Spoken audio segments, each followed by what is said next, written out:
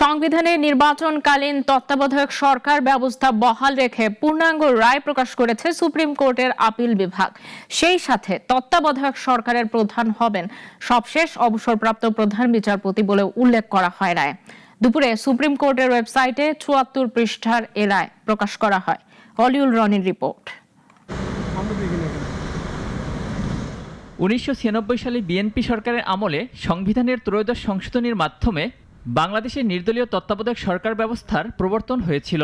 আওয়ামী লীগ সরকারের সময় ২০১১ সালে সুপ্রিম কোর্টের আপিল বিভাগ ত্রয়োদশ সংশোধনী বাতিল ঘোষণা করে রায় দিলে তত্ত্বাবধায়ক সরকার ব্যবস্থার বিলোপ ঘটে।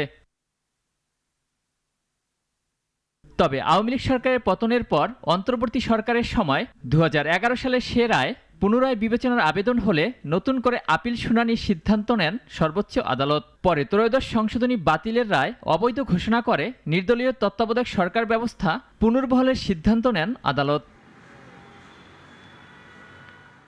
গত বছরের ২০ নভেম্বর ওই রায় দিয়েছিলেন সাবেক প্রধান বিচারপতি সৈয়দ রেফাত আহমেদের নেতৃত্বে ৭ বিচারকের পূর্ণাঙ্গ আপিল বিভাগ।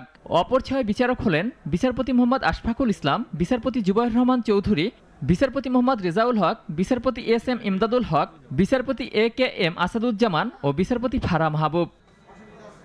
তত্ত্বাবধায়ক সরকারের প্রধান হবেন সর্বশেষ অবসরপ্রাপ্ত প্রধান বিচারপতি বলে উল্লেখ করা হয় পূর্ণাঙ্গ রায়ে। অলিউল রনি, নাগরিক, ঢাকা।